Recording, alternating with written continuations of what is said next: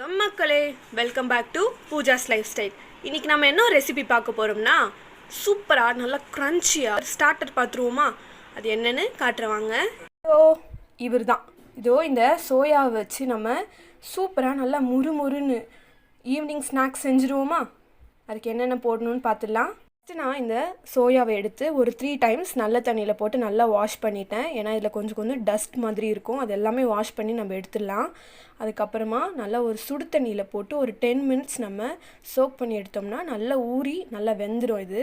அதுக்கப்புறமா நம்ம எடுத்து கொஞ்சமாக அதை பிழிஞ்சு உள்ளே இருக்க தண்ணியெல்லாம் எடுத்து வெறும் ட்ரை சோயாவாக எடுத்து வைக்கணும். உள்ளே தண்ணி எதுவுமே இல்லாமல் பார்த்துக்கோங்க, இல்லாட்டி நம்ம செய்யும் போது உள்ளே மசாலா இறங்காமல் தண்ணி மாதிரி இருக்கும். அதனால் நல்லா பிழிஞ்சு வச்சுருக்கேன் நான் இதை. நம்ம என்னென்ன மசாலா பொடி போடுறோன்னு பார்த்துடலாம். ஃபஸ்ட்டு இஞ்சி பூண்டு பேஸ்ட் போட்டுக்கலாம். நான் இஞ்சி பூண்டு சோம்பு எல்லாமே போட்டு கொஞ்சம் தண்ணி விட்டு அரைச்சி வச்சுருக்கேன், அதனால தான் கொஞ்சம் தண்ணியாக இருக்குது. இது ஹோம்மேடுன்றதுனால இப்படி இருக்குது.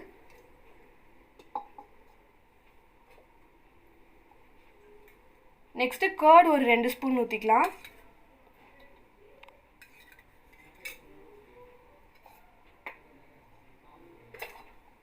நெக்ஸ்ட்டு கடலை மாவு நம்ம சோயாக்கு ஏற்ற அளவு போட்டுக்கலாம். நான் ஒரு 100 கிராம்ஸ் அளவு கடலை மாவு சேர்த்துக்கிறேன்.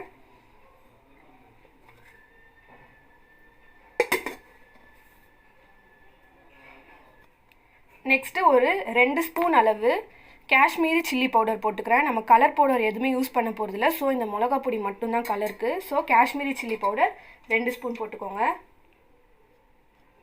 இப்போ நம்ம சால்ட் தேவையான அளவு போட்டுக்கலாம்.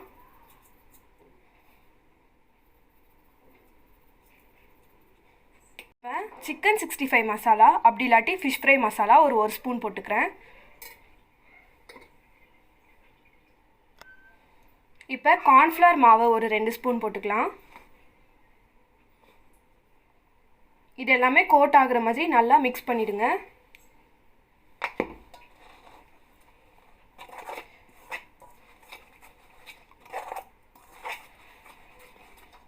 கொஞ்சமாக தண்ணி சேர்த்துக்கலாம்.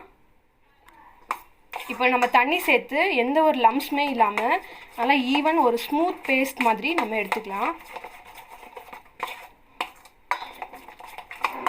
இங்கே பாருங்கள், நம்ம கலர் பவுடர் எதுவுமே யூஸ் பண்ணல, வெறும் அந்த சில்லி பவுடர் சிக்கன் 65 மசாலா மட்டும்தான் போட்டோம். அதுலேயே இவ்வளோ கலர் வந்திருக்கு. இப்போ நம்ம மசாலா பவுடர்ஸ் எல்லாமே போட்டு பேஸ்ட் ரெடி பண்ணிட்டோம். இந்த ஸ்டேஜில் நான் நல்லா வேக வச்ச சோயாவை எடுத்து சேர்த்துக்கிறேன்.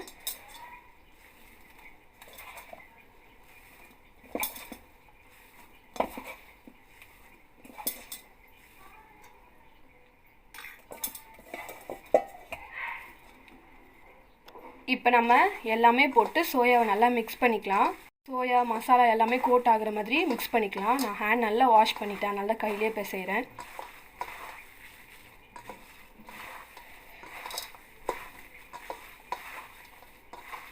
நீங்கள் சோயா போடுறதுக்கு முன்னாடி உப்பு காரம் புளிப்பு எல்லாமே கரெக்டாக இருக்கான்னு செக் பண்ணிக்கோங்க.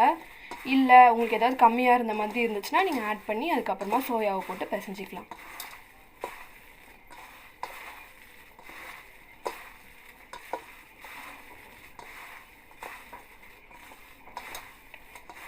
நம்ம எல்லாமே போட்டு பிசைஞ்சாச்சு. ஒரு 10 மினிட்ஸ் அப்படியே விட்டுட்டு நம்ம எண்ணெயில் போட்டு பொரிச்சு எடுத்துட்டோம்னா நம்மளோட சூப்பரான சோயா 65 ரெடி ஆகிடும். நம்ம 10 மினிட்ஸ் நல்லா ஊற வச்சுட்டு அதுக்கப்புறமா பார்க்கலாம். கரெக்டாக 10 மினிட்ஸ் ஆகிடுச்சு, நம்ம ஓப்பன் பண்ணிடலாம். மக்களே, இப்போ நம்ம கடாய் வச்சு நம்ம பொரிக்கிற அளவுக்கு எண்ணெய் ஊற்றிக்கலாம். ஆயில் நல்லா ஹீட் ஆகுற வரைக்கும் வெயிட் பண்ணலாம். ஏன்னா நல்லா ஆயில் ஹீட் ஆனால் தான் நம்ம போட்டோன்னே நல்லா முறுமுறுன்னு வரும். நல்லா எண்ணெய் காஞ்சிருச்சு, நம்ம ஸ்லோவில் வச்சு ஒன்றா போட்டுக்கலாம். அதுக்கப்புறம் கொஞ்ச நேரம் கழித்து ஃப்ளேம் இன்க்ரீஸ் பண்ணிக்கலாம், இல்லாட்டி டக்குன்னு கருகிடும்.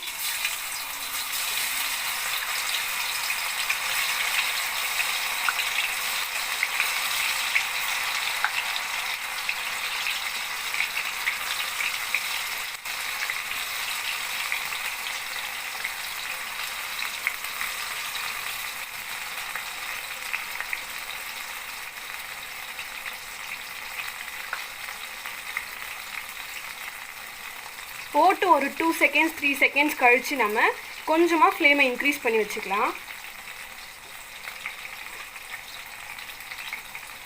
நீங்கள் போட்ட உடனே கரண்டி போட்டு கிண்டினீங்கன்னா அது போயிட்டு அப்படியே நம்மளோட பேன்லேயே ஒட்டிக்கும். ஸோ ஒரு 2 மினிட்ஸ் கழித்து அதுக்கப்புறமா நம்ம மிக்ஸ் பண்ணி விடலாம்.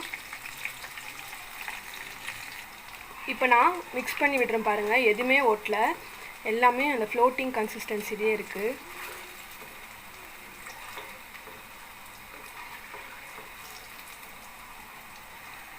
நம்ம இந்த ஸ்டேஜில் எல்லாமே எடுத்துடலாம். இன்னும் கொஞ்சம் விட்டோம்னா கொஞ்சம் கரிஞ்ச மாதிரி ஆகிடும். அதனால் அடுப்பு ஸ்லோ பண்ணிவிட்டு நம்ம எடுத்துடலாம். மக்களே, நம்மளோட சூப்பரான டேஸ்டியான நல்லா க்ரன்ச்சியாக ஒரு வெஜ் சோயா 65 ரெடி பண்ணிட்டோம். நான் இது டேஸ்ட் பண்ணி பார்த்தேன். நல்லா வெளியே முறுமுறுன்னு, உள்ளே நல்லா நம்ம போட்ட மசாலாலாம் இறங்கி செம்ம டேஸ்ட்டாக இருக்குது. இந்த ரெசிபி நீங்கள் ட்ரை பண்ணி பாருங்கள். பிடிச்சிருந்தா பூஜாஸ் லைஃப் ஸ்டைல் சேனலை லைக், ஷேர் அண்ட் சப்ஸ்கிரைப் பண்ணி உங்களோட ஆதரவு கொடுங்க. தேங்க்யூ.